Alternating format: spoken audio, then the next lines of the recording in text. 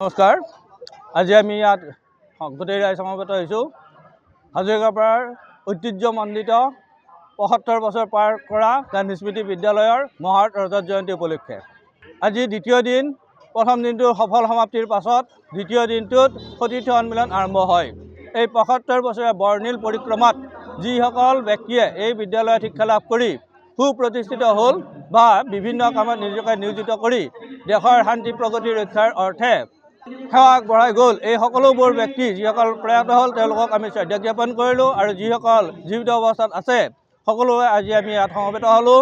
আমি পুনৰ উভতি গ'লোঁ আমাৰ ল'ৰালিলৈ, আমি কৈশোৰলৈ উভতি গ'লোঁ। আমাৰ সেই যুগমীয়া যাত্ৰাক আমি পুনৰবাৰ মনত পেলালোঁ, সোঁৱৰণত আমি দগ্ধ হ'লোঁ আৰু আমি নিজকে নিজে প্ৰতিষ্ঠিতবদ্ধ হ'লোঁ। অনাগত দিনতো আমি সমাজৰ হকে দেশৰ হকে আমাৰ কৰ্তব্য কৰি যাম।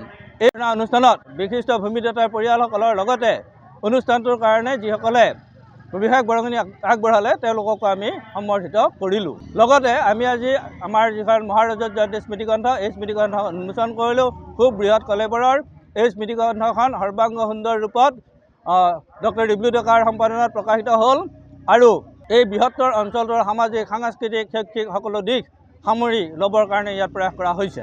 নমস্কাৰ।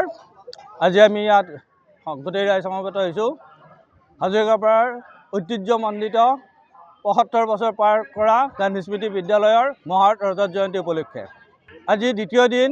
প্ৰথম দিনটোৰ সফল সমাপ্তিৰ পাছত দ্বিতীয় দিনটোত সতীৰ্থ সন্মিলন আৰম্ভ হয়।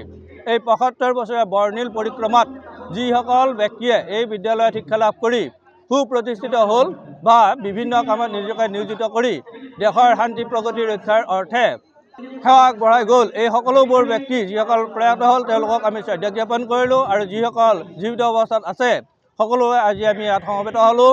আমি পুনৰ উভতি গ'লোঁ আমাৰ ল'ৰালিলৈ, আমি কৈশোৰলৈ উভতি গ'লোঁ। আমাৰ সেই যুগমীয়া যাত্ৰাক আমি পুনৰবাৰ মনত পেলালোঁ, সোঁৱৰণত আমি দগ্ধ হ'লোঁ আৰু আমি নিজকে নিজে প্ৰতিষ্ঠিতবদ্ধ হ'লোঁ। অনাগত দিনতো আমি সমাজৰ হকে দেশৰ হকে আমাৰ কৰ্তব্য কৰি যাম। এই অনুষ্ঠানত বিশিষ্ট ভূমিদাতাৰ পৰিয়ালসকলৰ লগতে অনুষ্ঠানটোৰ কাৰণে যিসকলে বিশেষ বৰঙণি আগবঢ়ালে তেওঁলোককো আমি সম্বৰ্ধিত কৰিলোঁ। লগতে আমি আজি আমাৰ যিখন মহাৰজত জয়ন্তী স্মৃতিগ্ৰন্থ, এই স্মৃতিগ্ৰন্থ উন্মোচন কৰিলোঁ। খুব বৃহৎ কলেবৰৰ এই স্মৃতিগ্ৰন্থখন সৰ্বাংগ সুন্দৰ ৰূপত ডক্টৰ ডিব্লু ডেকাৰ সম্পাদনাত প্ৰকাশিত হ'ল আৰু এই বৃহত্তৰ অঞ্চলটোৰ সামাজিক সাংস্কৃতিক শৈক্ষিক সকলো দিশ সামৰি ল'বৰ কাৰণে ইয়াত প্ৰয়াস কৰা হৈছে। নমস্কাৰ। আজি আমি ইয়াত গোটেই ৰাইজ সমবেত হৈছোঁ হাজৰিকাপাৰাৰ ঐতিহ্যমণ্ডিত ৭৫ বছৰ পাৰ কৰা গান্ধী স্মৃতি বিদ্যালয়ৰ মহৎ ৰজত জয়ন্তী উপলক্ষে আজি দ্বিতীয় দিন। প্ৰথম দিনটোৰ সফল সমাপ্তিৰ পাছত দ্বিতীয় দিনটোত সতীৰ্থ সন্মিলন আৰম্ভ হয়। এই ৭৫ বছৰীয়া বৰ্ণিল পৰিক্ৰমাত যিসকল ব্যক্তিয়ে এই বিদ্যালয়ত শিক্ষা লাভ কৰি সুপ্ৰতিষ্ঠিত হ'ল বা বিভিন্ন কামত নিজকে নিয়োজিত কৰি দেশৰ শান্তি প্ৰগতি ৰক্ষাৰ অৰ্থে সেৱা আগবঢ়াই গ'ল, এই সকলোবোৰ ব্যক্তি যিসকল প্ৰয়াত হ'ল তেওঁলোকক আমি শ্ৰদ্ধা জ্ঞাপন কৰিলোঁ আৰু যিসকল জীৱিত অৱস্থাত আছে সকলোৱে আজি আমি ইয়াত সমবেত হ'লোঁ।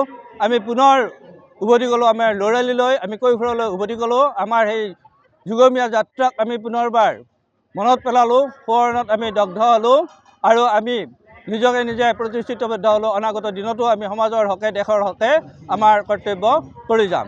এই অনুষ্ঠানত বিশিষ্ট ভূমিদাতাৰ পৰিয়ালসকলৰ লগতে অনুষ্ঠানটোৰ কাৰণে যিসকলে বিশেষ বৰঙণি আগবঢ়ালে তেওঁলোককো আমি সম্বৰ্ধিত কৰিলোঁ। লগতে আমি আজি আমাৰ যিখন মহাৰজত জয়ন্তী স্মৃতিগ্ৰন্থ, এই স্মৃতিগ্ৰন্থ উন্মোচন কৰিলোঁ। খুব বৃহৎ কলেবৰৰ এই স্মৃতিগ্ৰন্থখন সৰ্বাংগ সুন্দৰ ৰূপত ডক্টৰ ডিব্লু ডেকাৰ সম্পাদনাত প্ৰকাশিত হ'ল আৰু এই বৃহত্তৰ অঞ্চলটোৰ সামাজিক সাংস্কৃতিক শৈক্ষিক সকলো দিশ সামৰি ল'বৰ কাৰণে ইয়াত প্ৰয়াস কৰা হৈছে।